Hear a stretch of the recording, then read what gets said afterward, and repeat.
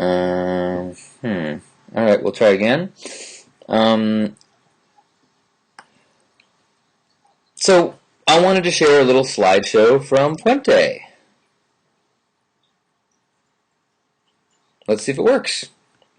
So first we head out east into San Diego, and then we go south. We went through Tecate, Mexico, home of the beer, and then head deeper into Mexico through some really beautiful scenery, then through a washboard road, and then through some crazy roads until we arrived at Fuente. And it was a gathering of 500 and so people. Amazing people, where there's workshops and dancing and just connecting, sunshine, soaking, hiking. We actually, I was really blessed to be asked to give a talk, so I gave a talk there about really heart recalibration. So many amazing people go there that I thought it would be a cool opportunity to just use that time to recalibrate. I mean, so many people are in their highest self, connecting on a really heart-open place. It's so supportive that it was a great place to just kind of remember who we are and what we're capable of and who we can be. And so the focus of the talk I gave down there and is something that I talk about a lot here, which is really being present and letting go of sometimes, even when you know what you want to do in life, which is such a gift to know that, sometimes it still is easy to get caught up in a future goal. And then with a future goal in mind, you slip into old patterns of, the end justifies the means, where maybe in the moment you're not present for people, or in the moment you might make compromises. And actually, I found myself on the ride home doing that, where there was a time when I saw something on the side of the road that I probably should have, the driver said, "Is that trash?" And I was like, "Keep going." And that was an example of me falling into not my highest self in that moment. But the top moment, or the purpose of the talk, or the topic of the talk, was just that, trying to remember to be present, to align with love, and to focus on integrity. And if you can do that in every moment, then your goal and the end goal becomes far less relevant. Because if you do that in the moment, you will find yourself that every act that you do, every step becomes one not of driven from mind goals, but driven from heart flow. So that was what my talk was about. I was also very honored to be involved with the opening ceremony, where I recorded weeks ago the narration for the story that was written by Lisa, and then during the ceremony itself, there was a pause in the narration where I got up on stage and I led the whole community in a meditation, which was wonderful. And I was a little nervous. I don't often do something as part of a performance with other people. Usually, like the talk I gave, Hug Nation talk, was probably maybe 15 people were there. It was intimate, like a picnic, and it was beautiful. And I knew everybody was there to hear my talk, whereas the performance, everyone was there, and so sometimes I feel more pressure, but it was awesome.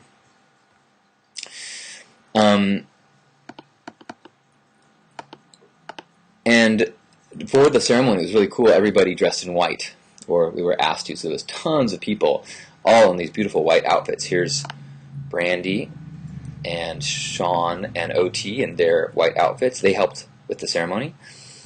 And then after the ceremony, they had a amazing, tons of music played. Like here's Johnny Quest spinning it up with the stage that they made just for that. And then the one of the amazing parts of the kind of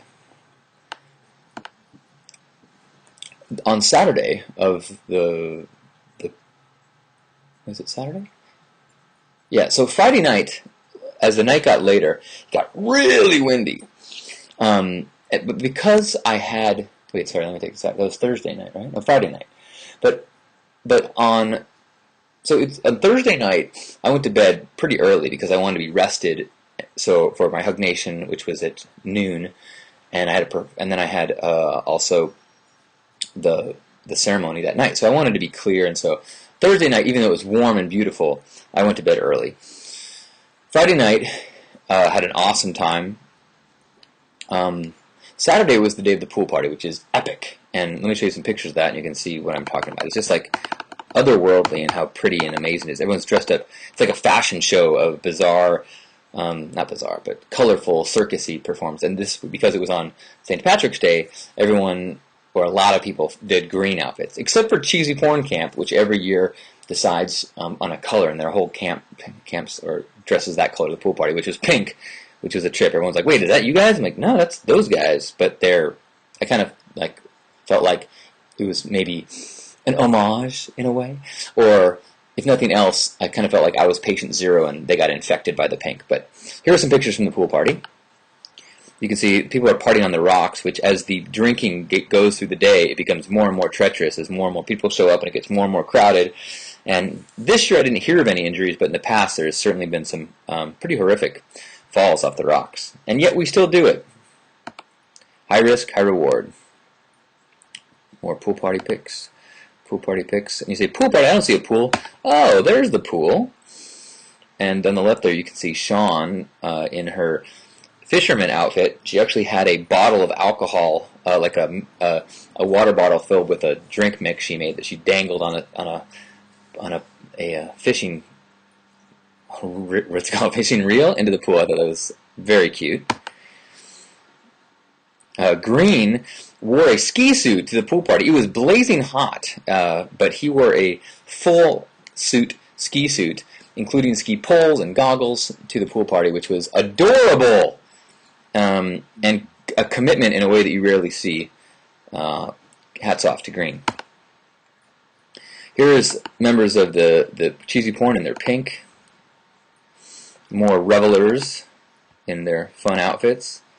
Look at these people, aren't they awesome? More green in honor of St. Patrick's Day. Here's me in my green outfit, flanked by awesome folks.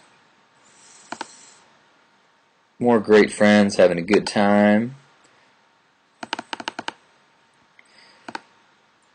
I wanted to share my friend Chris's outfit because his mustache was actually a fragment of a dreadlock of our other friend Janus, which, that's just an epicness that you rarely see, and maybe for good reason.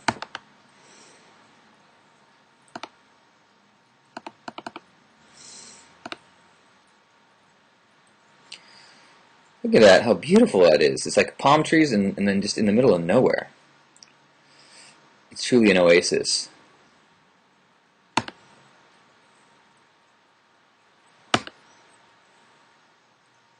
Fun, fun, fun. See how much fun everybody has? It's crazy. Keeping in mind, this takes like forever to get there, and people are just... There's Carpo down there. It looks like he's doing the butt rub dance.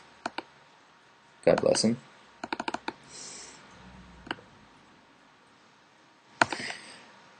Brandy went all out with her airbrushing all through the weekend. This is a fun example.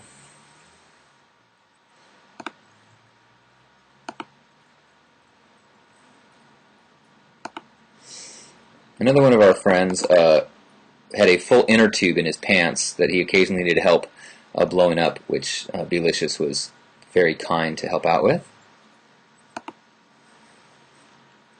Looking towards the mountains. I don't think you can see in this picture, but as the pool party went on, it started to sprinkle, and then it started to rain, and it started to rain hard and really windy. And if you saw any of the news down in San Diego mountains and into Mexico, there was snow. It was quite a storm that we actually ended up leveling many tents. Here you can see some of the wreckage the next day. It was pretty gnarly. But one of the cool things was, because there are these hot springs all over the, each camp has hot springs.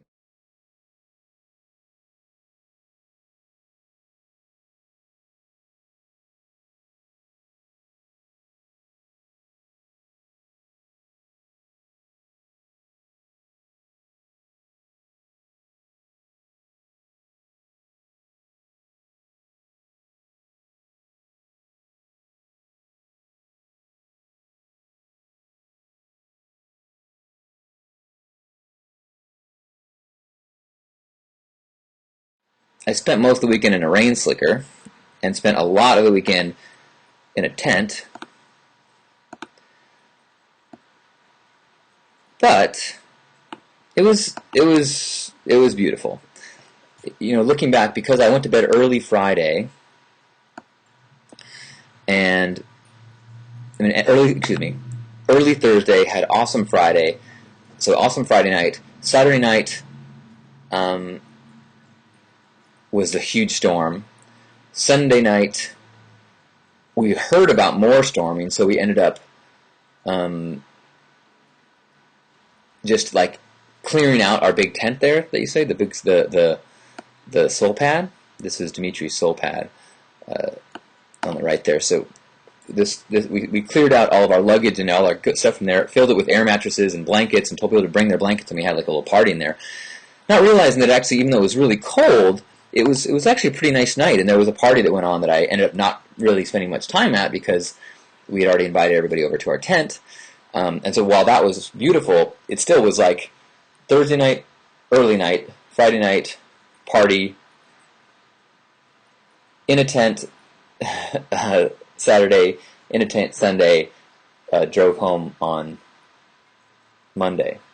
So Thursday traveling, Monday traveling, Sunday spent cleaning up the wreckage and packing for going home. So quite a bit of preparation and repair time and travel time but I was just trying to really practice surrender, focus on the good moments, and try to remind us that it's not about a destination or accumulation or the end line. It's all about the magic moments and focusing on the magic moments and remembering those. So as I deal with the fatigue and the afterglow and the after, sometimes, is that the best way to do that?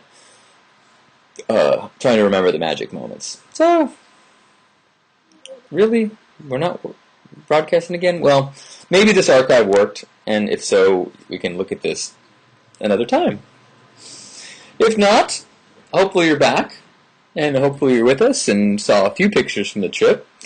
And, the truth is that it was so challenging at times that I'm really rethinking the aggressive festival schedule that I have for the weekend, or the summer. Right now, I have plans to do something every month, and I'm thinking of maybe canceling one or two that I'm not committed to, like Flipside. We'll see. We'll see how I feel in a few days. So, now that we're all here, and I think, let's just have a little Hug Nation hug and surrender to this moment. So wherever you are, grab yourself by the shoulders.